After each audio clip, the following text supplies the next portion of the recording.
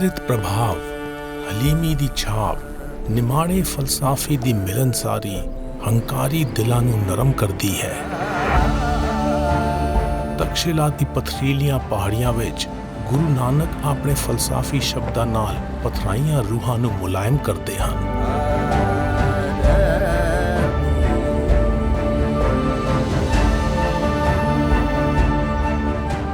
ਟਿੱਲਾ ਜੋਗੀਆਂ ਹਰ ਦੌਰ ਦੇ ਵਿੱਚ ਉਸ ਦੀ ਆਪਣੀ ਅਹਿਮੀਅਤ ਰਹੀ ਹੈ। ਬਾਬਾ ਗੁਰੂ ਨਾਨਕ ਜੀ ਉਹ ਵੀ ਇੱਥੇ ਆਏ। ਇੱਕੋ ਸਮਰੀ ਹੈ ਨਾਨਕਾ ਜੋ ਜਲ ਥਲ ਰਵੇ ਸਮਾ, ਉਸਕੋ ਕਾਹੇ ਕੋ ਪੂਜੇ ਜੋ ਜਬ में ते मर जा।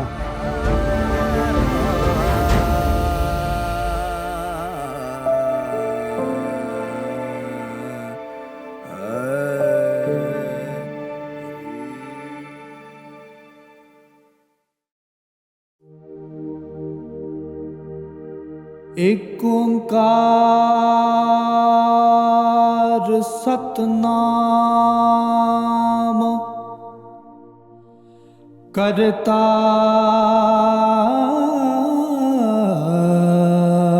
ਪੁਰਖ ਨਿਰਭਉ ਨਿਰਵੈਰ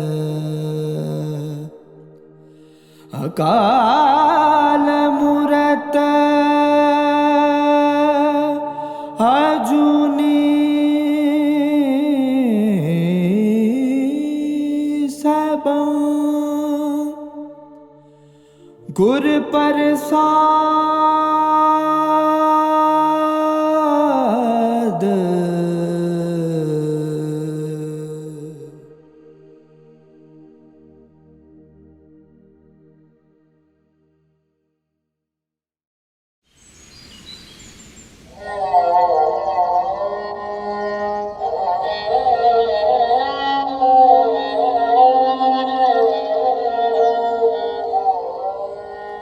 अगम अगोचर अपर अपारा, पार ब्रह्म परधानो।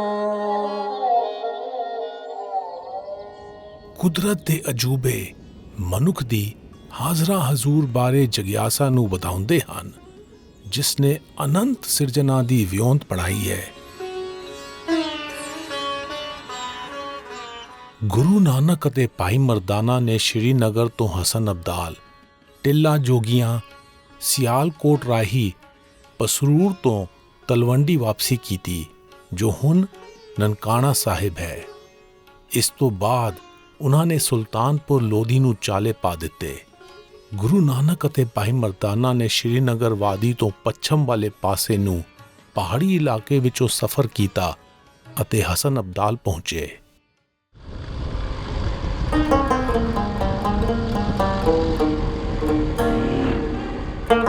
ਮੌਜੂਦਾ ਦੌਰ ਵਿੱਚ ਸਫਾਰਤੀ ਨੀਤੀਆਂ ਕਾਰਨ ਕਸ਼ਮੀਰ ਵਿੱਚੋਂ ਇੰਡੀਆ ਪਾਕਿਸਤਾਨ ਦੀ ਸਰਹੱਦ ਪਾਰ ਨਹੀਂ ਕੀਤੀ ਜਾ ਸਕਦੀ।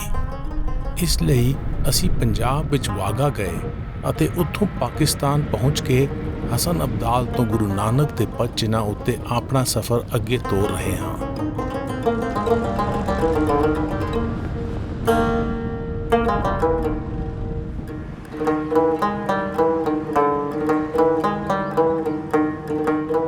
ਹਸਨ ਅਬਦਾਲ ਪਾਕਿਸਤਾਨ ਵਾਲੇ ਪੰਜਾਬ ਦੇ ਜ਼ਿਲ੍ਹਾ ਅਟਕ ਦਾ ਕਸਬਾ ਹੈ। ਇਸ ਕਸਬੇ ਦਾ ਨਾਮ ਦੋ ਬੰਦਿਆਂ ਦੇ ਨਾਮ ਉੱਤੇ ਪਿਆ ਹੈ। ਹਸਨ ਚਰਵਾਹਾ ਸੀ ਅਤੇ ਅਬਦਾਲ ਫਕੀਰ ਸੀ।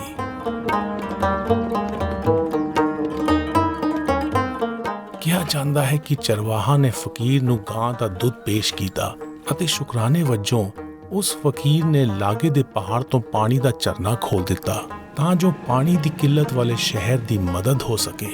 ਦਿਲਚਸਪ ਗੱਲ ਇਹ ਹੈ ਕਿ 7ਵੀਂ ਸਦੀ ਦੇ ਚੀਨੀ ਯਾਤਰੀ ਹਿਊਨ ਸਿਆਂਗ ਨੇ ਲਿਖਿਆ ਹੈ ਕਿ ਇਹ ਝਰਨਾ ਇਲਾਪਾਤਰਾ ਰਾਜੇ ਦੇ ਦੌਰ ਤੋਂ ਹੈ।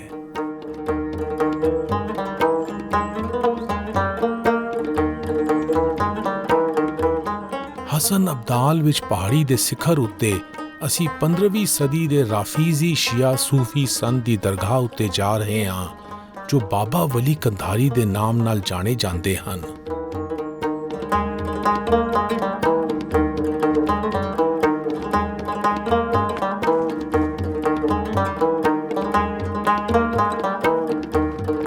Wali Kandhari was a ਬਾਬਾ ਵਲੀ ਕੰਧਾਰੀ ਅਫਗਾਨਿਸਤਾਨ ਦੇ ਕੰਧਾਰ ਦੇ ਫਕੀਰ ਸਨ ਜੋ ਹਸਨ ਅਬਦਾਲ ਵਿੱਚ ਆ ਵਸੇ ਸਨ ਅਤੇ ਪਹਾੜੀ ਦੇ ਸਿਖਰ ਉੱਤੇ ਕਿਆਮ ਕੀਤਾ ਸੀ ਜਿੱਥੇ ਪਾਣੀ ਦਾ ਝਰਨਾ ਸੀ।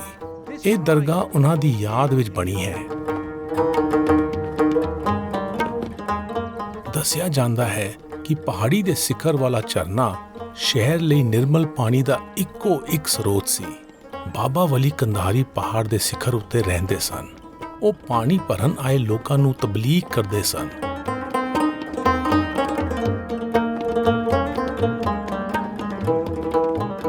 ਮੰਦੇ ਪਾਗੀ ਆਪਣੇ ਪੈਰੋਕਾਰਾਂ ਦੇ ਕਸੀਦੇ ਸੁਣ ਕੇ ਗੁਣਵਾਨ ਰੂਹਾਨੀ ਸ਼ਖਸ ਹੋਣ ਦੇ ਬਾਵਜੂਦ ਉਹਨਾਂ ਉੱਤੇ ਹਉਮੈ ਸਵਾਰ ਹੋ ਗਈ।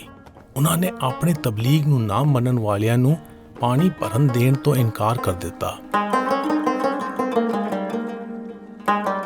ਕਿਹਾ ਜਾਂਦਾ ਹੈ ਕਿ ਜਦੋਂ ਗੁਰੂ ਨਾਨਕ ਅਤੇ ਭਾਈ ਮਰਦਾਨਾ ਹਸਨ ਅਬਦਾਲ ਪਹੁੰਚੇ ਤਾਂ ਉਹਨਾਂ ਨੂੰ ਪਿਆਸ ਬੁਝਾਉਣ ਲਈ ਪਾਣੀ ਨਾ ਮਿਲਿਆ। ਜਦੋਂ ਬਾਬਾ ਵਲੀ ਕੰਧਾਰੀ ਉੱਤੇ ਭਾਈ ਮਰਦਾਨਾ ਦੀਆਂ ਪਾਣੀ ਦੇਣ ਦੀਆਂ ਬੇਨਤੀਆਂ ਦਾ ਕੋਈ ਅਸਰ ਨਾ ਹੋਇਆ ਤਾਂ ਗੁਰੂ ਨਾਨਕ ਨੇ ਇੱਕ ਪੱਥਰ ਪਾਸੇ ਹਟਾਇਆ ਜਿਸ ਦੇ ਹੇਠੋਂ ਪਾਣੀ ਦਾ ਸੋਮਾ ਨਿਕਲ ਆਇਆ। ਇਸ ਨਾਲ ਬਾਬਾ ਵਲੀ ਕੰਧਾਰੀ ਗੁੱਸੇ ਵਿੱਚ ਤਪ ਉੱਠੇ। ਗੈਰ ਮਹਿਫੂਜ਼ੀਅਤ ਦੇ ਅਹਿਸਾਸ ਅਤੇ ਆਪਣੀ ਭਰੋਸੇਯੋਗਤਾ ਨੂੰ ਖੋਰਾ ਲੱਗਣ ਦੇ ਡਰ ਕਾਰਨ ਉਹਨਾਂ ਨੇ ਪਹਾੜ ਤੋਂ ਇੱਕ ਵੱਡਾ ਪੱਥਰ ਹੇਠਾਂ ਰੋੜ ਦਿੱਤਾ ਜਿਸ ਨੂੰ ਗੁਰੂ ਨਾਨਕ ਨੇ ਆਪਣਾ ਹੱਥ ਉੱਤਾਂ ਚੁੱਕ ਕੇ ਰੋਕ ਦਿੱਤਾ। ਗੁਰਦੁਆਰਾ ਪੰਜਾ ਸਾਹਿਬ ਦੀ ਇਮਾਰਤ ਵਿੱਚ ਪੱਥਰ ਦੇ ਇੱਕ ਪਾਸੇ ਬਣਿਆ ਪੰਜੇ ਦਾ ਨਿਸ਼ਾਨ ਗੁਰੂ ਨਾਨਕ ਦੇ ਹੱਥ ਦਾ ਛਾਪਾ ਮੰਨਿਆ ਜਾਂਦਾ ਹੈ। ਦਿਲਚਸਪ ਇਹ ਹੈ ਕਿ ਪੁਰਾਣੀਆਂ ਜਨਮ ਸਾਖੀਆਂ ਵਿੱਚ ਇਸ ਬਿਰਤਾਂਤ ਦਾ ਜ਼ਿਕਰ ਨਹੀਂ ਆਉਂਦਾ। ਇਸ ਦਾ ਜ਼ਿਕਰ ਬਾਅਦ ਵਿੱਚ ਲਿਖੀ ਗਈ ਬਾਲਾ ਜਨਮ ਸਾਖੀ ਵਿੱਚ ਆਉਂਦਾ ਹੈ। ਹਸਨ ਅਬਦਾਲ ਵਿੱਚ ਅਹਿਸਨ ਅਲੀ ਨਾਲ ਮੁਲਾਕਾਤ ਆਨੰਦਮਈ ਹੋ ਨਿਬੜੀ ਜੋ ਕਲਾਸੀਕਲ ਗਾਇਕ ਹਨ। ਉਹ ਸਾਡੇ ਨਾਲ ਗੁਰਦੁਆਰਾ ਪੰਜਾ ਸਾਹਿਬ ਗਏ।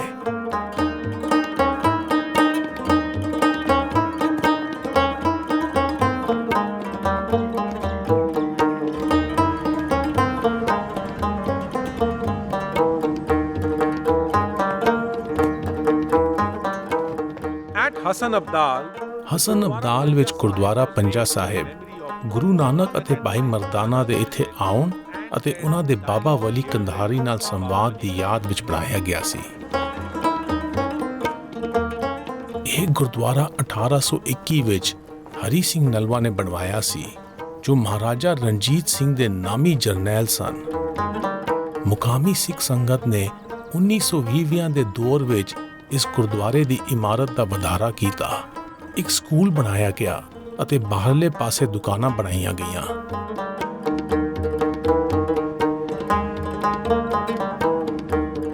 ਜਦੋਂ 1947 ਵਿੱਚ ਮਜ਼ਹਬੀ ਬੁਨਿਆਦ ਉੱਤੇ ਵੰਡ ਹੋਈ ਤਾਂ ਗੁਰੂ ਨਾਨਕ ਨਾਮ ਲੇਵਾ ਸੰਗਤ ਹਿਜਰਤ ਕਰਕੇ ਹੋਰ ਇਲਾਕਿਆਂ ਵਿੱਚ ਚਲੀ ਗਈ। ਇਹ ਤਸੱਲੀ ਦੇਣ ਵਾਲਾ ਹੈ ਕਿ ਮੌਜੂਦਾ ਦੌਰ ਵਿੱਚ ਸਕੂਲ ਦੀ ਇਮਾਰਤ ਅਤੇ ਦੁਕਾਨਾਂ ਮੁਕਾਮੀ ਮੁਸਲਮਾਨ ਵਸੋਂ ਦੀਆਂ ਇਲਮ ਅਤੇ ਮਾਇਕ ਜ਼ਰੂਰਤਾਂ ਨੂੰ ਪੂਰਾ ਕਰਨ ਦਾ ਸਬਬ ਬਣੀਆਂ ਹਨ। ਗੁਰਦੁਆਰੇ ਦੇ ਦੁਆਲੇ ਬਣੇ ਇਸ ਸਰੋਵਰ ਦਾ ਪਾਣੀ ਕੁਦਰਤੀ ਝਰਨੇ ਤੋਂ ਆਉਂਦਾ ਹੈ।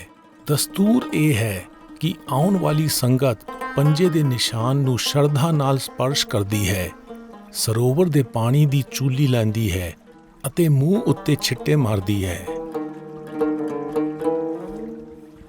The hand impression on the stone is believed to be that of Guru Nanak. ਮੰਨਿਆ ਜਾਂਦਾ ਹੈ ਕਿ ਹੱਥ ਦਾ ਇਹ ਛਾਪਾ ਗੁਰੂ ਨਾਨਕ ਦਾ ਹੈ। ਮੈਂ ਇਸ ਦੀ ਇੰਜ ਵੀ ਆਖਿਆ ਕਰਦਾ ਹਾਂ ਕਿ ਪੱਥਰ ਦੀ ਕਠੋਰਤਾ ਮਨੁੱਖਾ ਹਉਮੈ ਨੂੰ ਜ਼ਾਹਿਰ ਕਰਦੀ ਹੈ ਅਤੇ ਇਸ ਪੱਥਰ ਉੱਤੇ ਲੱਗਿਆ ਹੋਇਆ ਹੱਥ ਦਾ ਛਾਪਾ ਹਲੀਮੀ ਦੀ ਬਖਸ਼ਿਸ਼ ਨੂੰ ਜ਼ਾਹਿਰ ਕਰਦਾ ਹੈ। ਇਹਨਾਂ ਨੂੰ ਵੇਖਦੇ ਹੋਏ ਇਹ ਬਾਤ ਮੈਨੂੰ ਮਨੁੱਖੇ ਮਨ ਦੀ ਖੁਆਹਿਸ਼ ਦਾ ਅਹਿਸਾਸ ਪਾਉਂਦੀ ਹੈ ਜੋ ਹਉਮੈ ਦੀ ਨੀਵੀਂ ਅਤੇ ਹਨੇਰੀ ਥਾਂ ਤੋਂ ਹਲੀਮੀ ਦੀ ਉਚਾਈ ਅਤੇ ਰੋਸ਼ਨੀ ਤੱਕ ਪਹੁੰਚਣ ਦੀ ਲਾਲਸਾ ਕਰਦੀ ਹੈ। ਨਾਨਕ ਬੇੜੀ ਸੱਚ ਕੀ ਤਰੀਏ ਗੁਰ ਵੇਚਾ।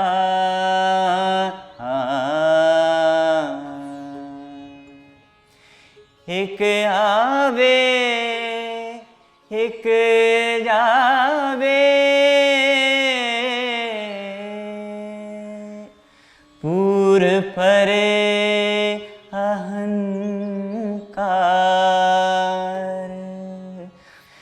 मन हठ मति बूढ़ी गुरमुख सचे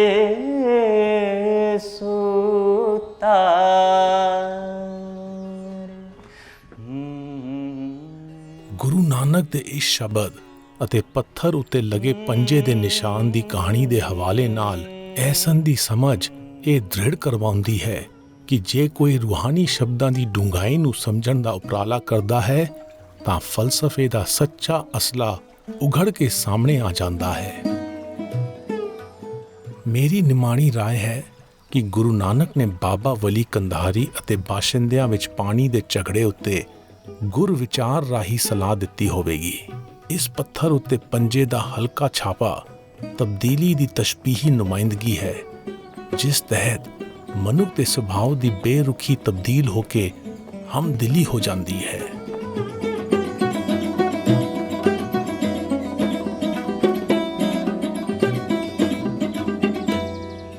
ਗੁਰੂ ਨਾਨਕ ਅਤੇ ਭਾਈ ਮਰਦਾਨਾ ਨੇ ਹਸਨ ਅਬਦਾਲ ਤੋਂ ਜੇਹਲਮ ਜ਼ਿਲ੍ਹੇ ਵਿੱਚ ਟਿੱਲਾ ਜੋਗੀਆਂ ਦਾ ਸਫ਼ਰ ਕੀਤਾ।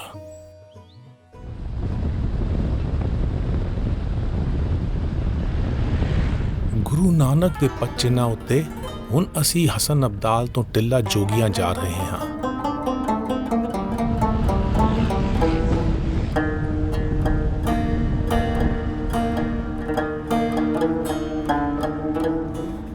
ਗੁਰੂ ਨਾਨਕ ਦੇ ਮਾਣ ਸਤਕਾਰ ਵਿੱਚ ਜੇਹਲਮ ਜ਼ਿਲ੍ਹੇ ਦੇ ਜਗੀਰਦਾਰ ਜਨਾਬ ਤਾਲਿਬ ਆਪਣੀ ਗੱਡੀ ਵਿੱਚ ਸਾਨੂੰ ਟਿੱਲਾ ਜੋਗੀਆਂ ਲੈ ਕੇ ਗਏ, ਜਿੱਥੇ ਕੱਚੇ ਪਹਾੜੀ ਰਾਹਾਂ ਰਾਹੀਂ ਹੀ ਪਹੁੰਚਿਆ ਜਾ ਸਕਦਾ ਹੈ।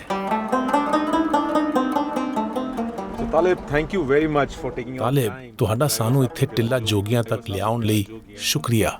ਇਹ ਸਾਡੇ ਲਈ ਬਹੁਤ ਮਾਇਨੇ ਰੱਖਦਾ ਹੈ। ਸਾਨੂੰ ਉੱਥੇ ਜਾਣ ਲਈ ਕਿੰਨਾ ਕੁ ਸਮਾਂ ਲੱਗਣ ਵਾਲਾ ਹੈ? ਇਹ ਸਫ਼ਰ ਤਾਂ ਜ਼ਿਆਦਾ ਲੰਬਾ ਨਹੀਂ, ਇਹ ਤਕਰੀਬਨ 20 ਤੋਂ 25 ਕਿਲੋਮੀਟਰ ਦਾ ਸਫ਼ਰ ਹੈ। ਇਹ ਰਾਹ ਬਹੁਤ ਉੱਬੜ ਖਾਬੜ ਹੈ, ਇਲਾਕਾ ਚਿੱਕੜ ਵਾਲਾ ਅਤੇ ਪਥਰੀਲਾ ਹੈ। ਸਾਨੂੰ ਸਿਖਰ ਉੱਤੇ ਜਾਣ ਲਈ 3.5-4 ਘੰਟੇ ਲੱਗਣਗੇ।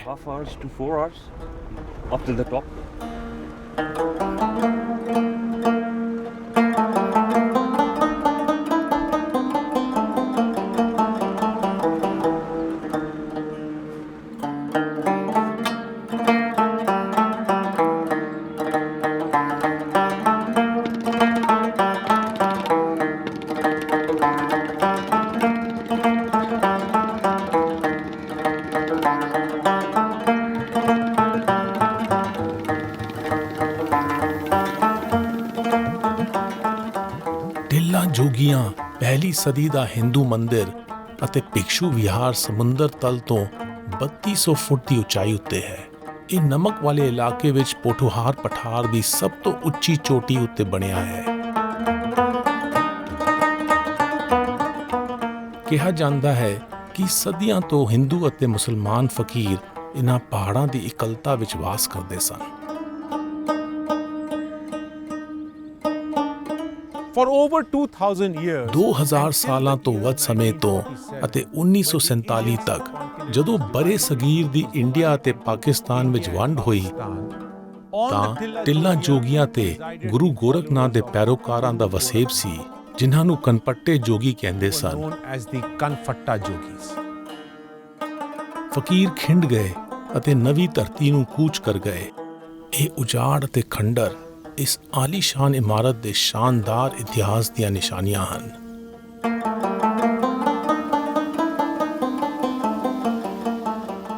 ਕੰਨੀ ਮੁੰਦਰਾ ਪਾ ਕੇ, ਮੱਥੇ ਤਿਲਕ ਲਗਾ ਕੇ, ਮੈਂ ਜਾਣਾ ਜੋਗੀ ਦੇ ਨਾਲ। ਟਿੱਲਾ ਜੋਗੀਆਂ ਦਾ ਜ਼ਿਕਰ ਪੰਜਾਬੀ ਸੂਫੀ ਸ਼ਾਇਰੀ ਵਿੱਚ ਆਉਂਦਾ ਹੈ। ਜਦੋਂ ਰਾਂਝੇ ਨੂੰ ਆਪਣੀ ਮਹਿਬੂਬ ਹੀਰ ਨਾ ਮਿਲੀ ਤਾਂ ਉਸ ਨੂੰ ਟਿੱਲੇ ਉੱਤੇ ਵਸਦੇ ਕਨਫੱਟੇ ਜੋਗੀਆਂ ਦੀ ਢੋਈ ਮਿਲੀ ਅਤੇ ਉਸਨੇ ਟਿੱਲੇ ਉੱਤੇ ਜਾ ਕੇ ਕੰਨ ਪੜਵਾ ਲਏ। Found solace with the Kanfatta Yogis who resided on this mount. ਮੰਦੇ ਪਾਗੀ ਹੀਰ ਰਾਂਝਾ ਦੀ ਲੋਕ ਕਥਾ ਨੂੰ ਗਲਤ ਸਮਝਿਆ ਗਿਆ ਹੈ। ਕਿਉਂਕਿ ਇਸ ਨੂੰ ਨਾ ਮਨਜ਼ੂਰ ਪਿਆਰ ਦੀ ਦਰਦਨਾਕ ਕਹਾਣੀ ਮੰਨ ਲਿਆ ਗਿਆ ਹੈ। ਜਦੋਂ ਇਸ ਦੀਆਂ ਤਸ਼ਬੀਹੀ ਰਮਜ਼ਾਂ ਫਰੋਲੀਆਂ ਜਾਂਦੀਆਂ ਹਨ ਤਾਂ ਇਸ ਵਿੱਚੋਂ ਸਮਾਜਿਕ ਨਿਯਮਾਂ ਦੀ ਬੁਨਿਆਦ ਹਿਲਾਉਣ ਵਾਲੀ ਸੋਚ ਉਜਾਗਰ ਹੁੰਦੀ ਹੈ। ਰਾਂਝਾ ਆਜ਼ਾਦ ਖਿਆਲ ਨਾਇਕ ਹੈ ਜੋ ਸਮਾਜ ਅਤੇ ਮਜ਼ਹਬ ਦੀਆਂ ਬੇੜੀਆਂ ਤੋੜ ਕੇ ਹੀਰ ਨਾਲ ਇੱਕ ਹੋ ਜਾਣ ਵਾਲੀ ਰੂਹ ਦੀ ਨੁਮਾਇੰਦਗੀ ਕਰਦਾ ਹੈ। ਹੀਰ ਬੇਖੌਫ ਨਾਇਕਾ ਹੈ ਜੋ ਖੁਦਾਈ ਦੀ ਸ਼ਾਨੋ ਸ਼ੌਕਤ ਦੀ ਨੁਮਾਇੰਦਗੀ ਕਰਦੀ ਹੈ। ਭਾਈ ਗੁਰਦਾਸ ਆਪਣੀ ਵਾਰ ਵਿੱਚ ਲਿਖਦੇ ਹਨ, ਰਾਂਝਾ ਹੀਰ ਵਖਾਣੀਏ ਉਹ ਪਰੰਪਰਾਤੀ, ਪੀਰ ਮੁਰੀਦਾ ਪਿਰਹੜੀ ਗਾਵਨ ਪ੍ਰਭਾਤੀ। ਚੇਲੇ ਦੇ ਗੁਰੂ ਨਾਲ ਪਿਆਰ ਦੀ ਬਿਆਨੀਆਂ ਰਾਂਝੇ ਦੇ ਹੀਰ ਨਾਲ ਪਿਆਰ ਵਜੋਂ ਦਿੱਤਾ ਗਿਆ ਹੈ। ਟਿੱਲਾ ਜੋਗੀਆਂ ਹਰ ਦੌਰ ਦੇ ਵਿੱਚ ਉਸਦੀ ਆਪਣੀ ਅਹਿਮੀਅਤ ਰਹੀ ਹੈ। ਇੱਥੇ ਅਲੈਗਜ਼ੈਂਡਰ ਤੋਂ ਲੈ ਕੇ ਮੁਖਤਲਿਫ ਅਦਵਾਰ ਦੇ ਵਿੱਚ ਸਿਕੰਦਰ ਆਜ਼ਮ ਲੈ ਲਓ, ਜ਼ਹੀਰੁদ্দিন ਬਾਬਰ ਲੈ ਲਓ, ਉਹ ਵੀ ਟਿੱਲਾ ਦੇ ਮੁਕਾਮ ਦੇ ਇਸ ਜਿਸ ਜਗ੍ਹਾ ਦੇ ਉੱਪਰ ਅੱਜ ਅਸੀਂ ਖੜੇ ਹਾਂ ਇੱਥੇ ਉਹ ਵੀ ਆਏ। ਬਾਬਾ ਗੁਰੂ ਨਾਨਕ ਜੀ ਉਹ ਵੀ ਇੱਥੇ ਆਏ। ਇੱਥੇ ਜੋਗੀ ਮਜ਼ਹਬ ਦਾ ਜਿਹੜਾ ਸਿਲਸਿਲਾ ਸੀ ਉਹ ਵੀ ਬੜਾ ਮਸ਼ਹੂਰ ਸੀ।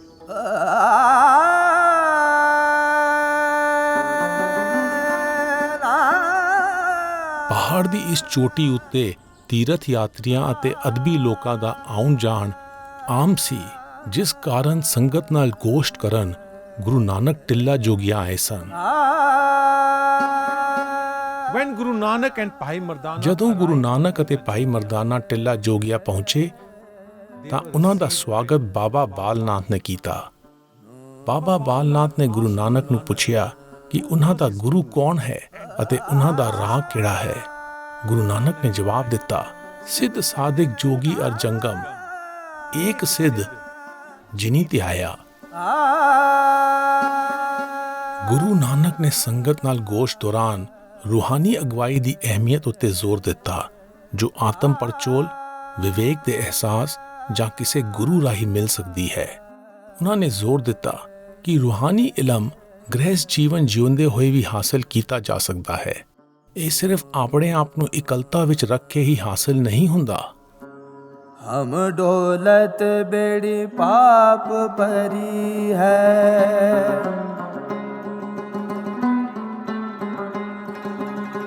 पवन लगे मत जाई,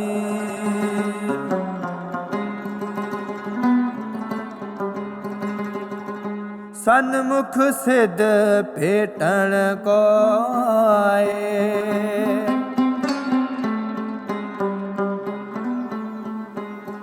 नेह चौदेह वड्याई,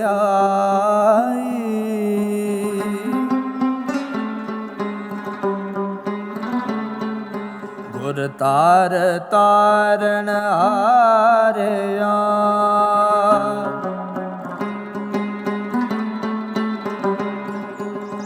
देह भगत पुरन विनाशी,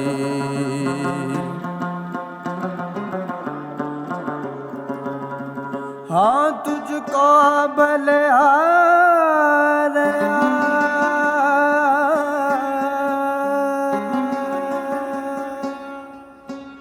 ਭਾਈ ਕਾਹਨ ਸਿੰਘ ਨਾਭਾ ਨੇ ਗੁਰਸ਼ਬਦ ਰਤਨਾਕਰ ਵਿੱਚ ਲਿਖਿਆ ਹੈ ਕਿ ਗੁਰੂ ਨਾਨਕ ਦੇ ਆਦਰ ਮਾਣ ਵਿੱਚ ਜੋਗੀਆਂ ਨੇ ਟਿੱਲਾ ਜੋਗੀਆਂ ਵਿੱਚ ਉਹਨਾਂ ਦੇ ਆਉਣ ਦੀ ਯਾਦਗਾਰ ਬਣਾਈ ਸੀ।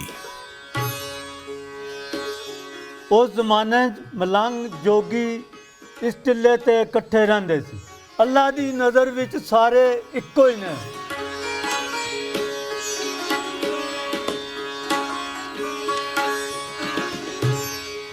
ਅਸੀਂ ਟਿੱਲਾ ਜੋਗੀਆ ਪਹਾੜੀ ਦੇ ਪੈਰਾਂ ਵਿੱਚ ਉਜਾੜ ਪਏ ਗੁਰਦੁਆਰੇ ਨੂੰ ਜਾ ਰਹੇ ਹਾਂ, ਜੋ ਕਾਣ ਨਾਲਾ ਦੇ ਕਿਨਾਰੇ ਬਣਿਆ ਹੈ।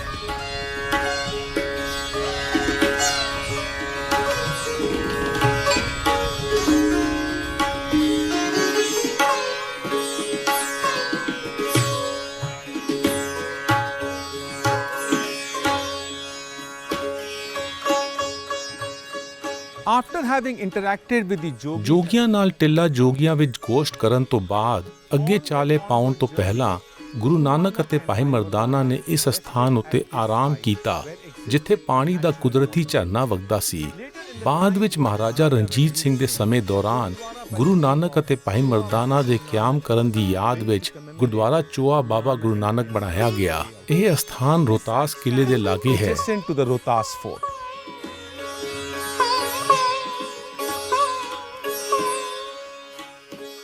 ਸਨ 1947 ਦੀ ਵੰਡ ਤੋਂ ਪਹਿਲਾਂ ਇਸ ਗੁਰਦੁਆਰੇ ਵਿੱਚ ਵਿਸਾਖੀ ਦੇ ਮੌਕੇ ਸਾਲਾਨਾ ਸੰਗਤ ਜੁੜਦੀ ਸੀ ਅਤੇ ਫਸਲ ਦਾ ਪੰਜਾਬੀ ਤਿਉਹਾਰ ਮਨਾਉਂਦੀ ਸੀ। ਸਾਰੇ ਮਜ਼ਹਬਾਂ ਦੇ ਲੋਕ ਵਿਸਾਖੀ ਮਨਾਉਣ ਇਸ 27 ਏਕੜ ਜ਼ਮੀਨ ਉੱਤੇ ਆਉਂਦੇ ਸਨ ਜੋ ਇਸ ਸਥਾਨ ਦਾ ਹਿੱਸਾ ਸੀ।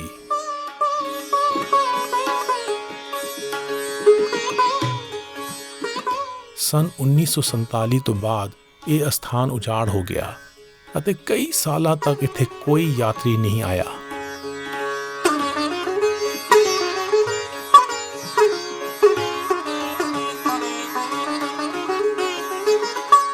ਜੇਲਮ ਸ਼ਹਿਰ ਦਾ ਮੈਂ ਰਹਿਣ ਵਾਲਾ, ਸ਼ਕੀਲ ਮੇਰਾ ਨਾਂ ਹੈ। ਤੇ ਦਾਦੀ ਮੇਰੀ ਉਹਨਾਂ ਦਾ ਮਾਸ਼ਾਅੱਲਾ ਬੜਾ ਹਾਫਜ਼ਾ ਇੰਟੈਲੀਜੈਂਟ ਆਈਆਂ ਤੇ ਉਹ ਗੁਰੂ ਨਾਨਕ ਸਾਹਿਬ ਦੇ ਬਾਰੇ ਦੱਸਦੀ ਹੁੰਦੀ ਕਿ ਇੱਥੋਂ ਉਹਨਾਂ ਦਾ ਗੁਜ਼ਰ ਆਉਣਾ ਜਾਣਾ ਰਹਿੰਦਾ ਹੁੰਦਾ ਆ। ਕਦੇ ਵੱਡੇ ਵਡੇਰੇ ਕੋਲ ਸੁਣਿਆ ਨਹੀਂ ਤੇ ਫਿਰ ਉਹ ਸ਼ੇਰ ਸੀਨਾ ਬਸੀਨਾ ਚਲਾ ਆ ਰਿਹਾ ਜਿਹੜਾ ਮੈਂ ਵੀ ਸੁਣਾਨਾ।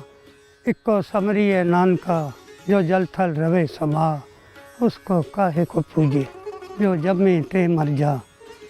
ਸੋ ਅੱਗੇ ਵੀ ਤਸਕੀਨ ਵਾਸਤੇ ਇੱਕ ਜਦੋਂ ਸੁਣਾਈਦਾ ਤੇ ਰੂਹ ਤਾਜ਼ੀ ਰਹਿੰਦੀ।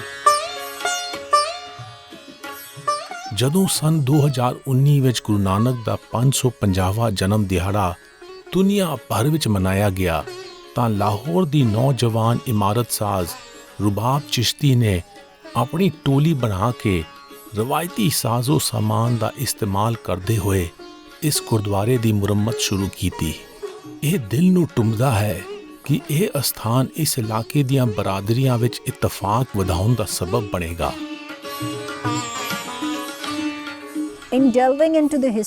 ਇਸ ਗੁਰਦੁਆਰੇ ਦੀ ਤਾਰੀਖ ਅਤੇ ਬਾਬਾ ਨਾਨਕ ਬਾਰੇ ਸੋਚਦੇ ਹੋਏ ਮੈਂ ਬਾਬਾ ਨਾਨਕ ਅਤੇ ਬਾਬਾ ਫਰੀਦ ਦੇ ਪੁਰਖਲੂਸ ਰਿਸ਼ਤੇ ਦੀਆਂ ਤਹਿਾਂ ਫਰੋਲਣ ਲੱਗੀ। ਇਸ ਪ੍ਰੋਜੈਕਟ ਦਾ ਪੂਰਾ ਸਫ਼ਰ ਸਾਡੇ ਲਈ ਰਹਿਮਤ ਸੀ। ਮੈਨੂੰ ਗੁਰੂ ਨਾਨਕ ਦਾ ਕਲਾਮ ਯਾਦ ਆਇਆ ਹੈ, ਸਾਚ ਹਿਰਦੈ ਸਚ ਪ੍ਰੇਮ ਨਿਵਾਸ, ਪ੍ਰਣਵਤ ਨਾਨਕ ਹਮ ਤਾਂ ਕੇ ਦਾਸ। ਬਾਬਾ ਨਾਨਕ ਕਹਿੰਦੇ ਹਨ ਕਿ ਜਿਨ੍ਹਾਂ ਦੇ ਦਿਲ ਵਿੱਚ ਸੱਚ ਅਤੇ ਸੱਚੀ ਮੁਹੱਬਤ ਹੈ, ਮੈਂ ਉਹਨਾਂ ਦਾ ਸੇਵਾਦਾਰ ਹਾਂ। ਮੈਂ ਮਹਿਸੂਸ ਕਰਦੀ ਹਾਂ ਕਿ ਮੈਂ ਸਿੰਧ ਦਰਿਆ ਵਾਲੀ ਇਸ ਸਭਿਅਤਾ ਦੇ ਇਹਨਾਂ ਰੂਹਾਨੀ ਪੀਰਾਂ ਅਤੇ ਸੰਤਾਂ ਦੀ ਨੌਕਰ ਹਾਂ ਜਿਨ੍ਹਾਂ ਨੇ ਮਨੁੱਖੀ ਇਤਫਾਕ ਵਧਾਉਣ ਲਈ ਪਿਆਰ ਦਾ ਸੁਨੇਹਾ ਦਿੰਦੇ ਹੋਏ ਆਪਣੀਆਂ ਜ਼ਿੰਦਗੀਆਂ ਲਗਾ ਦਿੱਤੀਆਂ। ਕਿਲੇ, ਗੁਰਦੁਆਰੇ ਅਤੇ ਟਿੱਲਾ ਜੋਗੀਆਂ ਦੀਆਂ ਵੰਡੀਆਂ ਵੀਰਾਨ ਇਮਾਰਤਾਂ ਇਸ ਇਲਾਕੇ ਦੀ ਲੰਘੇ ਦੌਰ ਦੀ ਸਿਆਸੀ ਤਾਕਤ ਅਤੇ ਇਸ ਦੀਆਂ ਰੂਹਾਨੀ ਪ੍ਰਾਪਤੀਆਂ ਦੀਆਂ ਨਿਸ਼ਾਨੀਆਂ ਹਨ। ਸਮਾਜ ਕਾਮਯਾਬੀਆਂ ਦੇ ਪੈਮਾਨੇ ਵਜੋਂ ਦੌਲਤ, ਸ਼ੋਹਰਤ, ਰੁਤਬੇ ਅਤੇ ਤਾਕਤ ਨੂੰ ਅਹਿਮ ਮੰਨਦਾ ਹੈ। ਕੀ ਇਹਨਾਂ ਮਾਪਦੰਡਾਂ ਨਾਲ ਸੱਚੀਆਂ ਪ੍ਰਾਪਤੀਆਂ ਨੂੰ ਨਾਪਿਆ ਜਾ ਸਕਦਾ ਹੈ? ਮਨ ਚੰਚਲ ਬਿਰਧ ਨਾਹੀ ਜਾਣੇ, ਮਨ ਮੁਖ ਮੈਲਾ ਸ਼ਬਦ ਨਾ ਪਛਾਣੇ। ਗੁਰੂ ਨਾਨਕ ਨੇ ਆਪਣੇ ਸ਼ਬਦਾਂ ਵਿੱਚ ਮਨ ਲਫ਼ਜ਼ ਦਾ ਇਸਤੇਮਾਲ ਕੀਤਾ ਹੈ, ਜਿਸ ਦਾ ਮਾਇਨਾ ਦਿਮਾਗ ਜਾਂ ਦਿਲ ਸਮਝਿਆ ਜਾਂਦਾ ਹੈ। ਇੰਡਿਕ ਰਵਾਇਤ ਵਿੱਚ ਇਸ ਦਾ ਮਾਇਨਾ ਸ਼ਊਰ ਅਤੇ ਹਉਮੈ ਦਾ ਮਿਲ ਗੋਬਾ ਹੈ, ਜੋ ਫੈਸਲਾ ਕਰਨ ਵਾਲਾ ਕਾਰਕ ਹੈ। ਗੁਰੂ ਨਾਨਕ ਨੇ ਆਖਿਆ ਕਿ ਸੱਚੀ ਪ੍ਰਾਪਤੀ ਤਾਂ ਮਨ ਦੀ ਇਖਲਾਕੀ ਸਾਲਸ ਵਜੋਂ ਪਹਿਰੇਦਾਰੀ ਕਰਨਾ ਹੈ, ਤਾਂ ਜੋ ਉਸਾਰੂ ਸੋਚ ਤੋਂ ਕਿਸੇ ਹੋਰ ਪਾਸੇ ਨਾ ਭਟਕੇ।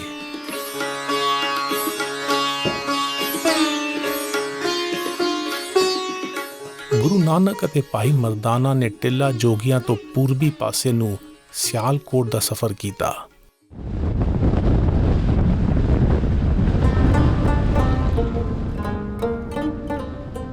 ਗੁਰੂ ਨਾਨਕ ਦੇ ਪਦ ਚਿੰਨ੍ਹਾਂ ਉੱਤੇ ਜੇਹਲਮ ਅਤੇ ਚਿਨਾਬ ਨਦੀਆਂ ਪਾਰ ਕਰਕੇ ਹੁਣ ਅਸੀਂ ਟਿੱਲਾ ਜੋਗੀਆਂ ਤੋਂ ਸਿਆਲਕੋਟ ਜਾ ਰਹੇ ਹਾਂ।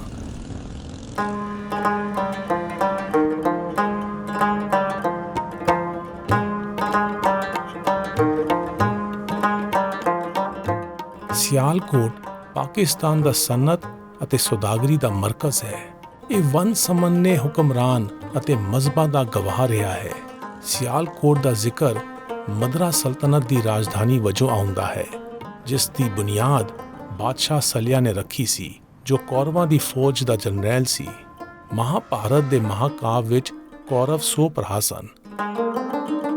ਮਿਸਲ ਖਾਨਿਆਂ ਵਿੱਚ ਪਏ ਦਸਤਾਵੇਜ਼ ਦਰਸਾਉਂਦੇ ਹਨ ਕਿ ਜਦੋਂ ਮਹਾਨ ਸਿਕੰਦਰ ਨੇ ਦੂਜੀ ਸਦੀ ਈਸਾ ਪੂਰਬ ਵਿੱਚ ਸਿੰਧੂ ਵਾਲੇ ਇਲਾਕੇ ਉੱਤੇ ਹਮਲਾ ਕੀਤਾ ਤਾਂ ਸਿਆਲਕੋਟ ਦੀ ਪਛਾਣ ਸਗਲਾ ਵਜੋਂ ਸੀ। ਅਸੀਂ ਸਿਆਲਕੋਟ ਵਿੱਚ ਗੁਰਦੁਆਰਾ ਬਾਬੇ ਦੀ ਬੇਰ ਜਾ ਰਹੇ ਹਾਂ।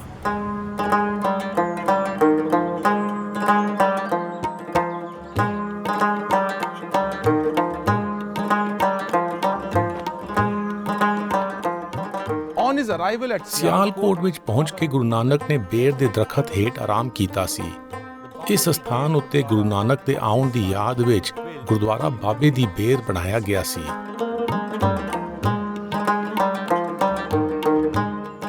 ਗੁਰੂ ਨਾਨਕ ਦਾ ਫਲਸਫਾ ਕਾਇਨਾਤੀ ਹੈ। ਇਹ ਜਦੋਂ ਸਮਝ ਆਉਂਦਾ ਹੈ ਤਾਂ ਵਨ ਸਮੰਨੇ ਮਜ਼ਹਬਾਂ ਵਾਲੇ ਲੋਕਾਂ ਦੇ ਦਿਲ ਨੂੰ ਟੁੰਬਦਾ ਹੈ।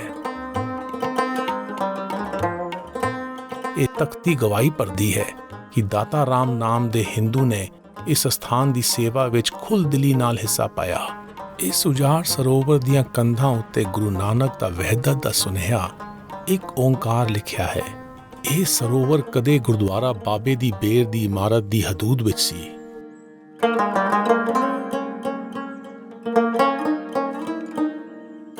ਮਜ਼ਹਬ ਦੀ ਬੁਨਿਆਦ ਉੱਤੇ ਹੋਈ 1947 ਦੀ ਬਰੇ ਸਗੀਰ ਦੀ ਵੰਡ ਤੋਂ ਬਾਅਦ ਹਿੰਦੂ ਅਤੇ ਸਿੱਖ ਬਰਾਦਰੀਆਂ ਇੱਥੋਂ ਉਜੜ ਗਈਆਂ ਤਾਂ ਇਹ ਗੁਰਦੁਆਰਾ ਮੁਰੰਮਤ ਖੁਣੋਂ ਖੰਡਰ ਹੋ ਗਿਆ।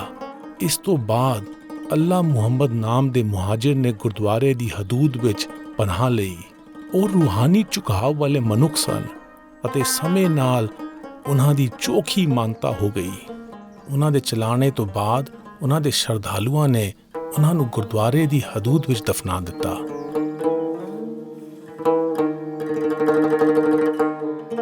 ਹਾਲੀਆ ਸਾਲਾਂ ਵਿੱਚ ਹੀ ਸਰਕਾਰ ਅਤੇ ਸਿਆਲਕੋਟ ਜ਼ਿਲ੍ਹੇ ਦੀ ਨਿਗੂਣੀ ਜਿਹੀ ਸਿੱਖ ਅਤੇ ਹਿੰਦੂ ਆਬਾਦੀ ਦੀ ਇਮਦਾਦ ਨਾਲ ਇਸ ਗੁਰਦੁਆਰੇ ਦੀ ਮਰਕਜ਼ੀ ਇਮਾਰਤ ਦੀ ਮੁਰੰਮਤ ਕੀਤੀ ਗਈ ਹੈ। ਹੁਣ ਇਸ ਗੁਰਦੁਆਰੇ ਵਿੱਚ ਸੇਵਾ ਬਹਾਲ ਹੋ ਗਈ ਹੈ।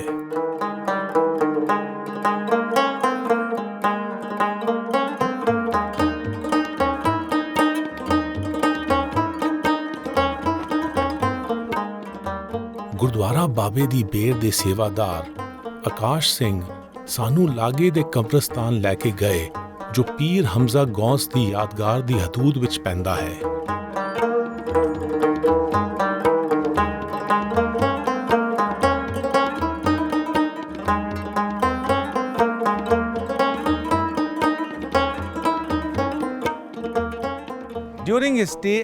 ਗੁਰੂ ਨਾਨਕ ਨੂੰ ਆਪਣੇ ਸਿਆਲਕੋਟ ਦੇ ਕਿਆਮ ਦੌਰਾਨ ਪੀਰ ਹਮਜ਼ਾ ਗੌਸ ਨਾਮ ਦੇ ਮਹਿਬੂਬ ਸੂਫੀ ਸੰਤ ਬਾਰੇ ਪਤਾ ਲੱਗਿਆ।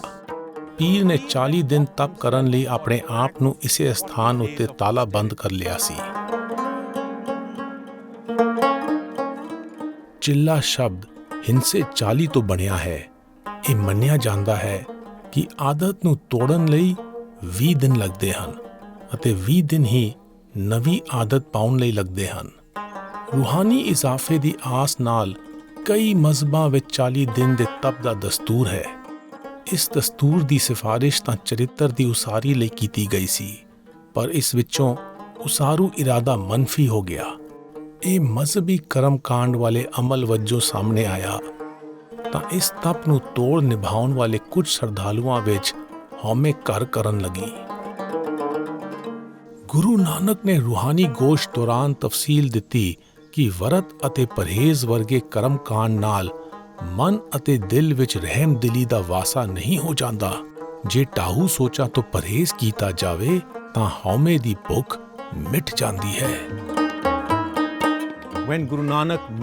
ਜਦੋਂ ਗੁਰੂ ਨਾਨਕ ਦੀ ਪੀਰ ਨਾਲ ਮੁਲਾਕਾਤ ਹੋਈ ਤਾਂ ਉਹਨਾਂ ਨੇ ਉਹਨਾਂ ਨੂੰ ਕਿਹਾ, ਵਰਤ ਤਪਨ ਕਰ ਮਨ ਨਹੀਂ ਪੀਜੇ।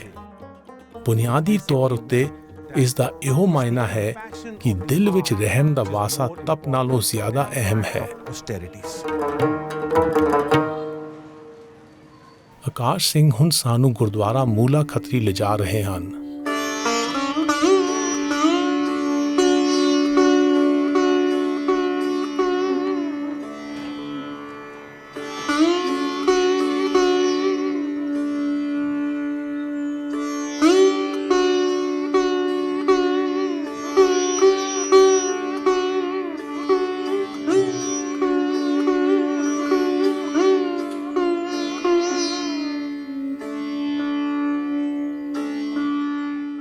Nanak and Bhai Mardana beautifully Guru worked Nanak as a ਅਤੇ team. ਭਾਈ ਮਰਦਾਨਾ ਨੇ ਟੋਲੀ ਵਜੋਂ ਲੋਕਾਂ ਨੂੰ ਡੂੰਘਾ ਸੁਨੇਹਾ ਪਹੁੰਚਾਉਣ ਦਾ ਕਾਰਜ ਬਹੁਤ ਖੂਬਸੂਰਤੀ ਨਾਲ ਕੀਤਾ। ਸਿਆਲਕੋਟ ਵਿੱਚ ਗੁਰੂ ਨਾਨਕ ਨੇ ਭਾਈ ਮਰਦਾਨਾ ਨੂੰ 2 ਪੈਸੇ ਦਿੱਤੇ ਅਤੇ ਉਹਨਾਂ ਨੂੰ ਸੱਚ ਅਤੇ ਝੂਠ ਖਰੀਦ ਕੇ ਲਿਆਉਣ ਲਈ ਕਿਹਾ। And falsehood. As Bhai Mardana went ਭਾਈ ਮਰਦਾਨਾ ਸਾਰੇ ਬਾਜ਼ਾਰ ਵਿੱਚ ਗਏ ਤਾਂ ਹਰ ਕੋਈ ਬੌਂਦਲ ਗਿਆ। ਜਦੋਂ ਉਹ ਮੂਲਾ ਖੱਤਰੀ ਦੀ ਦੁਕਾਨ ਉੱਤੇ ਗਏ ਤਾਂ ਮੂਲਾ ਖੱਤਰੀ ਨੇ ਕਾਗਜ਼ ਉੱਤੇ ਲਿਖ ਦਿੱਤਾ, ਮੌਤ ਸੱਚ ਹੈ, ਜ਼ਿੰਦਗੀ ਝੂਠ ਹੈ।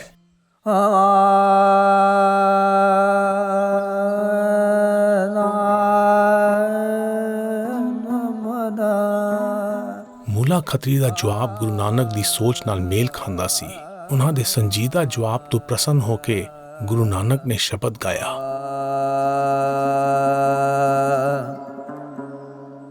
ਜੋ ਆਇਆ ਤਿਉਂ ਜਾਵੇ ਬੋਰੇ, ਜੋ ਜਨਮੇ ਤਿਉਂ ਮਰਨ ਭਇਆ, ਜੋ ਰਸ ਭੋਗ ਕੀਏ ਤੇ ਤਾ ਦੁਖ ਲਾਗੈ, ਨਾਮ ਵਿਸਾਰ ਪਵ ਜਲ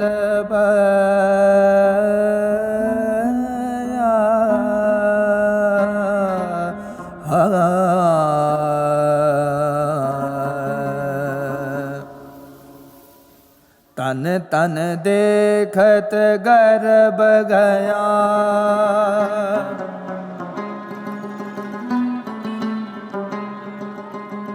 ਕਨਕ ਕਾਮਨੀ ਸਿਉ ਹੇਤ ਵਧਾਏ ਕੀ,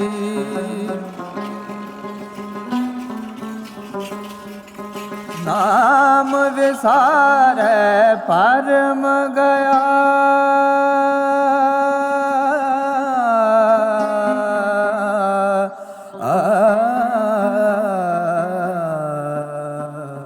ਮੂਲਾ ਖੱਤਰੀ ਨੇ ਵੀ ਗੁਰੂ ਨਾਨਕ ਅਤੇ ਭਾਈ ਮਰਦਾਨਾ ਦੀ ਮਹਿਮਾਨ ਨਿਵਾਜ਼ੀ ਕੀਤੀ। ਮੂਲਾ ਖੱਤਰੀ ਨਾਲ ਗੁਰੂ ਨਾਨਕ ਦੀ ਸਾਂਝ ਦੀ ਯਾਦ ਵਿੱਚ ਬਣਿਆ ਗੁਰਦੁਆਰਾ 1947 ਦੀ ਵੰਡ ਵਿੱਚ ਉਜਾੜ ਹੋ ਗਿਆ ਸੀ। ਦਿਲਚਸਪ ਗੱਲ ਇਹ ਹੈ ਕਿ ਹੁਣ ਇਸ ਗੁਰਦੁਆਰੇ ਵਿੱਚ ਨਾਬੀਨਾ ਵਿਦਿਆਰਥੀਆਂ ਲਈ ਸਕੂਲ ਚੱਲਦਾ ਹੈ।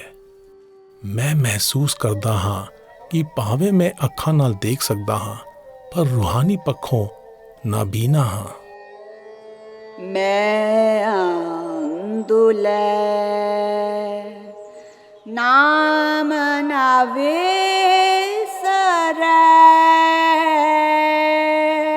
ਟੇਕ ਟਿਕੀ ਕਰ ਜਾਓ। ਸਫ਼ਰ ਮਨੁੱਖੀ ਦੀ ਤਰੱਕੀ ਦਾ ਬਿਹਤਰੀਨ ਜ਼ਰੀਆ ਹੈ, ਬਸ਼ਰਤੇ ਸੰਗੀਆਂ ਦਾ ਝੁਕਾਓ ਰੂਹਾਨੀ ਹੋਵੇ। ਮੂਲਾ ਖੱਤਰੀ ਨੇ ਕੁਝ ਦਿਨ ਸਿਆਲਕੋਟ ਤੋਂ ਅੱਗੇ ਦੇ ਸਫ਼ਰ ਵਿੱਚ ਗੁਰੂ ਨਾਨਕ ਅਤੇ ਭਾਈ ਮਰਦਾਨਾ ਦਾ ਸੰਗ ਕੀਤਾ।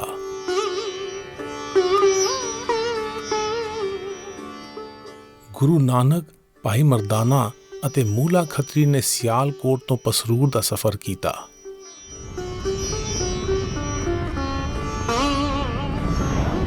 ਗੁਰੂ ਨਾਨਕ ਦੇ ਪਦ ਚਿੰਨ੍ਹਾਂ ਉੱਤੇ ਹੁਣ ਅਸੀਂ ਸਿਆਲਕੋਟ ਤੋਂ ਪਸਰੂਰ ਜਾ ਰਹੇ ਹਾਂ, ਜੋ ਸਿਆਲਕੋਟ ਜ਼ਿਲ੍ਹੇ ਵਿੱਚ ਹੈ। ਪਸਰੂਰ ਵਿੱਚ ਅਸੀਂ ਗੁਰੂ ਨਾਨਕ ਅਤੇ ਫਕੀਰ ਮੀਆਂ ਮਿੱਠਾ ਦੀ ਮੁਲਾਕਾਤ ਦੀ ਯਾਦ ਵਿੱਚ ਬਣੇ ਅਸਥਾਨ ਉੱਤੇ ਜਾ ਰਹੇ ਹਾਂ।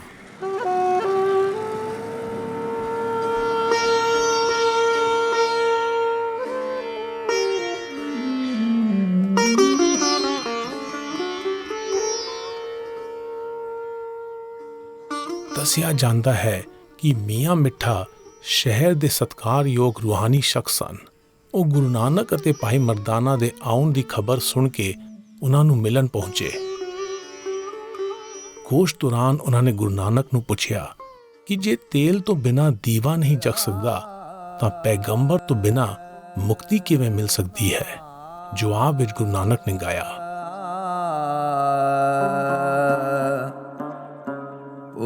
पोथी पुराण कमाए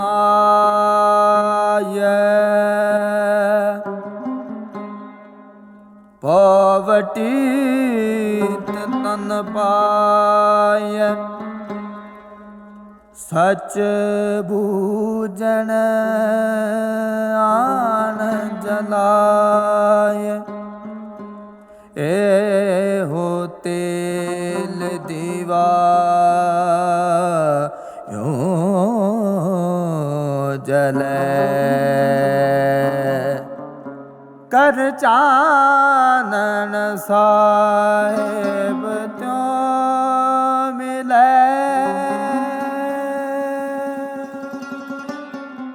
ਗੁਰੂ ਨਾਨਕ ਦਾ ਯਕੀਨ ਸੀ ਕਿ ਸੱਚੇ ਕਰਮ ਹਾਜ਼ਰਾ ਹਜ਼ੂਰ ਦੀ ਅਕੀਦਤ ਵਿੱਚ ਕੀਤੇ ਅਮਲ ਹਨ। ਉਹਨਾਂ ਨੇ ਆਪਣੇ ਸ਼ਬਦ ਵਿੱਚ ਕਿਹਾ ਹੈ ਕਿ ਗ੍ਰੰਥ ਪੜ੍ਹਨਾ ਸਹਾਈ ਹੁੰਦਾ ਹੈ ਅਤੇ ਰੂਹਾਨੀ ਰਹਿਬਰ ਫਾਇਦੇਮੰਦ ਹੈ, ਪਰ ਸਭ ਤੋਂ ਅਹਿਮ ਚੰਗੇ ਵਿਹਾਰ ਵਾਲੇ ਗੁਣ ਹਨ ਜੋ ਦੀਵੇ ਸਮਾਨ ਹਨ, ਜਿਨ੍ਹਾਂ ਦੀ ਰੋਸ਼ਨੀ ਮਨੁੱਖ ਦੀ ਆਪਣੀ ਅਤੇ ਦੂਜਿਆਂ ਦੀ ਰੂਹ ਰੋਸ਼ਨ ਕਰਦੀ ਹੈ। ਸਨ 1947 ਦੀ ਵੰਡ ਵਿੱਚ ਸਿੱਖ ਅਤੇ ਹਿੰਦੂ ਪਾਕਿਸਤਾਨ ਤੋਂ ਹਿਜਰਤ ਕਰ ਗਏ ਅਤੇ ਇਹ ਗੁਰਦੁਆਰਾ ਮੁਰੰਮਤ ਖੁਣੋਂ ਖੰਡਰ ਹੋ ਗਿਆ। ਹੁਣ ਇਸ ਇਮਾਰਤ ਦਾ ਕੁਝ ਹਿੱਸਾ ਹੀ ਬਚਿਆ ਹੈ।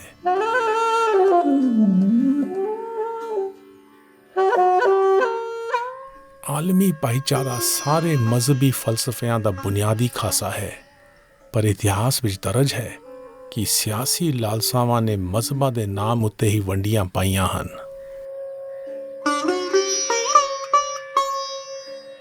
ਊਦ ਬਿਲਾਵ ਵਿੱਚ ਨਿਰਾਲੀ ਖਸੂਸੀਅਤ ਹੁੰਦੀ ਹੈ।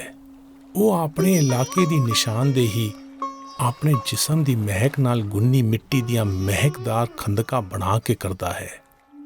ਮਨੁੱਖ ਅੰਦਰ ਵੀ ਖੁਦਾਈ ਵਿਵੇਕ ਦੀ ਮਹਿਕ ਨਿਹਿਤ ਹੈ, ਪਰ ਊਦ ਬਿਲਾਵ ਵਾਂਗ ਮਨੁੱਖ ਆਪਣੀਆਂ ਵੰਡੀਆਂ ਦੀ ਨਿਸ਼ਾਨਦੇਹੀ ਪਛਾਣ ਦੀਆਂ ਹੱਦਾਂ ਉਸਾਰ ਕੇ ਕਰਦੇ ਹਨ।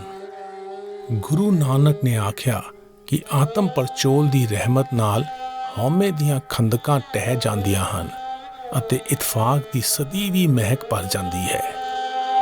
ਕਰ ਕਿਰਪਾ ਕਰ ਮੈਲ ਦਿਖਾਇਆ ਨਾਨਕ ਹਉਮੈ ਮਾਰ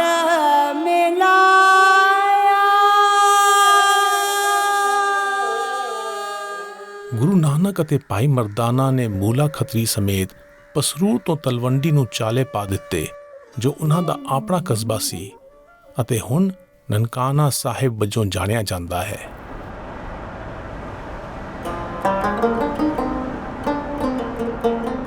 ਗੁਰੂ ਨਾਨਕ ਦੇ ਪਦ ਚਿੰਨ੍ਹਾਂ ਉੱਤੇ ਹੁਣ ਅਸੀਂ ਪਸਰੂਰ ਤੋਂ ਨਨਕਾਣਾ ਸਾਹਿਬ ਜਾ ਰਹੇ ਹਾਂ।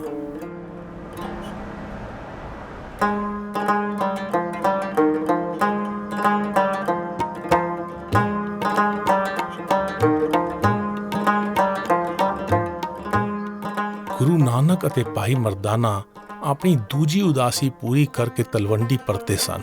ਪਹਿਲੀ ਉਦਾਸੀ ਦੇ ਮੁਕੰਮਲ ਹੋਣ ਅਤੇ ਤੀਜੀ ਉਦਾਸੀ ਦੇ ਸ਼ੁਰੂ ਹੋਣ ਦੇ ਤਿਕੋਣੀ ਹਿਸਾਬ ਨਾਲ ਅੰਦਾਜ਼ਾ ਹੁੰਦਾ ਹੈ ਕਿ ਦੂਜੀ ਉਦਾਸੀ 4 ਸਾਲ ਵਿੱਚ ਮੁਕੰਮਲ ਹੋਈ ਹੋਵੇਗੀ। ਦੂਜੀ ਉਦਾਸੀ ਅੰਦਾਜ਼ਨ 1517 ਈਸਵੀ ਵਿੱਚ ਸ਼ੁਰੂ ਹੋਈ ਅਤੇ 1520 ਈਸਵੀ ਵਿੱਚ ਮੁਕੰਮਲ ਹੋਈ, ਜਦੋਂ ਗੁਰੂ ਨਾਨਕ ਦੀ ਉਮਰ 51 ਸਾਲ ਸੀ। ਗੁਰੂ ਨਾਨਕ ਦੀ ਮਾਤਾ ਤ੍ਰਿਪਤਾ ਇੰਨੇ ਸਮੇਂ ਬਾਅਦ ਆਪਣੇ ਬੱਚੇ ਨੂੰ ਦੇਖ ਕੇ ਬਹੁਤ ਖੁਸ਼ ਸਨ। ਉਹਨਾਂ ਦੀ ਇੱਛਾ ਸੀ ਕਿ ਆਪਣੇ ਪਿਆਰ ਦੇ ਇਜ਼ਹਾਰ ਵਜੋਂ ਉਹਨਾਂ ਦੇ ਪਸੰਦੀਦਾ ਪਕਵਾਨ ਬਣਾ ਕੇ ਉਹਨਾਂ ਨੂੰ ਖਵਾਉਣ। ਗੁਰੂ ਨਾਨਕ ਨੇ ਆਪਣੇ ਸਫ਼ਰ ਦੌਰਾਨ ਰੂਹਾਨੀ ਪਕਵਾਨਾਂ ਦਾ ਸਵਾਦ ਲਿਆ ਸੀ। ਉਹ ਸੰਤੋਖ ਨਾਲ ਰੱਜ ਚੁੱਕੇ ਸਨ ਅਤੇ ਦੁਨਿਆਵੀ ਸਵਾਦਾਂ ਦੀ ਲਾਲਸਾ ਖਤਮ ਹੋ ਗਈ ਸੀ। ਉਹਨਾਂ ਦੀ ਰੂਹ ਨੂੰ ਸੰਤੋਖ ਅਤੇ ਸਮਾਜਿਕ ਇਤਫਾਕ ਦੀ ਖੁਰਾਕ ਦਾ ਸਵਾਦ ਪਾ ਗਿਆ ਸੀ ਅਤੇ ਉਹ ਉਹੀ ਪਾਲਦੇ ਸਨ। ਬਾਬਾ ਹੋਰ ਖਾਣਾ ਖੁਸ਼ੀ ਖੁਆਰ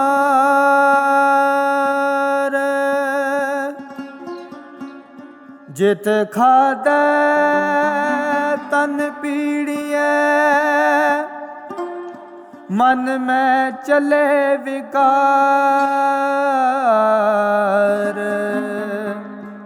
रत्ता पैनन मन रत्ता सुपेदी सतदान नेले स्याही कदा करनी पैरण पैर ध्यान कमर बंद संतोख का धन जो बन तेरा ਗੁਰੂ ਨਾਨਕ ਅਤੇ ਭਾਈ ਮਰਦਾਨਾ ਤੋਂ ਇਜਾਜ਼ਤ ਲੈ ਕੇ ਮੂਲਾ ਖੱਤਰੀ ਵਾਪਸ ਸਿਆਲਕੋਟ ਪਰਤ ਗਏ।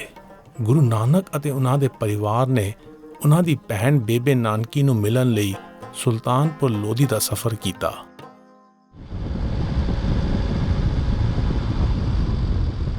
ਅਸੀਂ ਵਾਹਗਾ ਨਾਕੇ ਤੋਂ ਇੰਡੀਆ ਜਾ ਰਹੇ ਹਾਂ ਅਤੇ ਸੁਲਤਾਨਪੁਰ ਲੋਧੀ ਤੋਂ ਗੁਰੂ ਨਾਨਕ ਦੇ ਪਦ ਚਿੰਨ੍ਹਾਂ ਉੱਤੇ ਆਪਣਾ ਸਫ਼ਰ ਅੱਗੇ ਤੋਰਾਂਗੇ।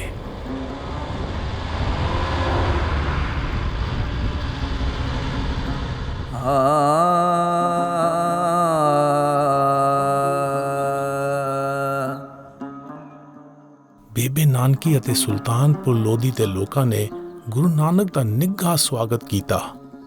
ਜਦੋਂ ਉਹਨਾਂ ਦੇ ਆਉਣ ਦੀ ਖਬਰ ਗਵਰਨਰ ਦੌਲਤ ਖਾਨ ਲੋਧੀ ਕੋਲ ਪਹੁੰਚੀ ਤਾਂ ਉਹ ਆਪ ਗੁਰੂ ਨਾਨਕ ਨੂੰ ਸਤਿਕਾਰ ਦੇਣ ਆਏ। ਉਹਨਾਂ ਨੇ ਗੁਰੂ ਨਾਨਕ ਤੋਂ ਸਫ਼ਰ ਦੇ ਤਜਰਬੇ ਅਤੇ ਵਸੇਬ ਦੇ ਮਨਸੂਬਿਆਂ ਬਾਰੇ ਪੁੱਛਿਆ। ਜਵਾਬ ਵਿੱਚ ਗੁਰੂ ਨਾਨਕ ਨੇ ਗਾਇਆ, ਮੁਕਾਮ ਕਰ ਘਰ ਬੈਸਣਾ ਨਿਤ ਚਲਣੇ ਕੀ ਤੋਖ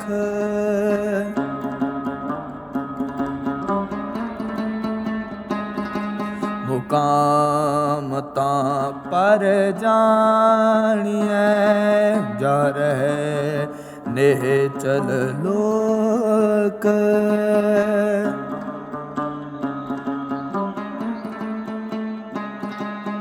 दुनिया कैस मुकाम में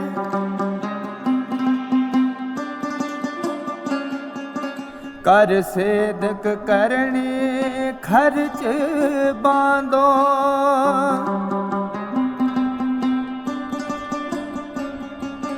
लाग रहो नामे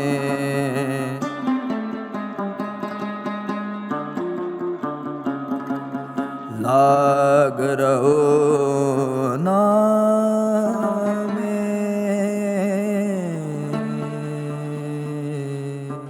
ਘਰ ਉਹ ਬੁਨਿਆਦੀ ਢਾਂਚਾ ਹੈ ਜਿਸ ਨਾਲ ਬਾਸ਼ਿੰਦੇ ਨੂੰ ਇਤਮੀਨਾਨ ਅਤੇ ਮਹਿਫੂਜ਼ੀਅਤ ਦਾ ਅਹਿਸਾਸ ਹੁੰਦਾ ਹੈ। ਗੁਰੂ ਨਾਨਕ ਨੇ ਆਪਣਾ ਰੂਹਾਨੀ ਢਾਂਚਾ ਸਿਰਜ ਲਿਆ ਸੀ ਜਿਸ ਵਿੱਚ ਉਹਨਾਂ ਨੇ ਸਮੂਚੀ ਸ੍ਰਿਸ਼ਟੀ ਨੂੰ ਘਰ ਵਜੋਂ ਇੱਕ ਪਰਿਵਾਰ ਬਣਾ ਲਿਆ ਸੀ। ਉਹ ਹਰ ਉਸ ਥਾਂ ਵਸਦੇ ਸਨ ਜਿੱਥੇ ਪਿਆਰ ਦਾ ਵਾਸਾ ਸੀ। ਸੁਲਤਾਨਪੁਰ ਲੋਧੀ ਵਿੱਚ ਪਰਿਵਾਰ ਨਾਲ ਸਮਾਂ ਗੁਜ਼ਾਰਨ ਤੋਂ ਬਾਅਦ ਗੁਰੂ ਨਾਨਕ ਨੇ ਅਗਲੀ ਉਦਾਸੀ ਉੱਤੇ ਜਾਣ ਦਾ ਫੈਸਲਾ ਕਰ ਲਿਆ, ਜਿਸ ਤਹਿਤ ਮੁਸਲਮਾਨਾਂ ਦੇ ਜੁੜ ਬੈਠਣ ਵਾਲੇ ਅਸਥਾਨ ਦਾ ਸਫ਼ਰ ਕਰਨਾ ਸੀ। ਭਾਈ ਮਰਦਾਨਾ ਨੇ ਗੁਰੂ ਨਾਨਕ ਨਾਲ ਪੱਛਮ ਵਾਲੇ ਪਾਸੇ ਜਾਣ ਦੀ ਹਾਮੀ ਭਰ ਦਿੱਤੀ। ਗੁਰੂ ਨਾਨਕ ਦੇ ਪਦ ਚਿੰਨ੍ਹਾਂ ਉੱਤੇ ਸਫ਼ਰ ਕਰਨ ਵਾਲੇ ਮੁਸਾਫਰ ਵਜੋਂ ਮੇਰੇ ਉੱਤੇ ਅਨੰਤ ਮਿਹਰਬਾਨੀ ਹੋਈ ਹੈ, ਪਰ ਮੇਰਾ ਮਨ ਉਸੇ ਉੱਤੇ ਟਿਕਦਾ ਹੈ ਜੋ ਮੈਨੂੰ ਨਹੀਂ ਮਿਲਿਆ। ਮੈਂ ਕਿਵੇਂ ਇਹਨਾਂ ਨਿਆਮਤਾਂ ਨਾਲ ਤ੍ਰਿਪਤ ਹੋਵਾਂ ਅਤੇ ਹੋਰ ਲਾਲਸਾ ਨਾ ਰੱਖਾਂ। ਜੇ ਵਡ ਸਾਹਿਬ ਤੇ ਵਡ ਦਾਤੀ ਦੇ ਦੇ ਕਰੇ ਰਜਾਈ ਨਾਨਕ ਨਦਰ ਕਰੇ ਜਿਸ ਉਪਰ ਸਚ ਨਾਮ ਵਡੇ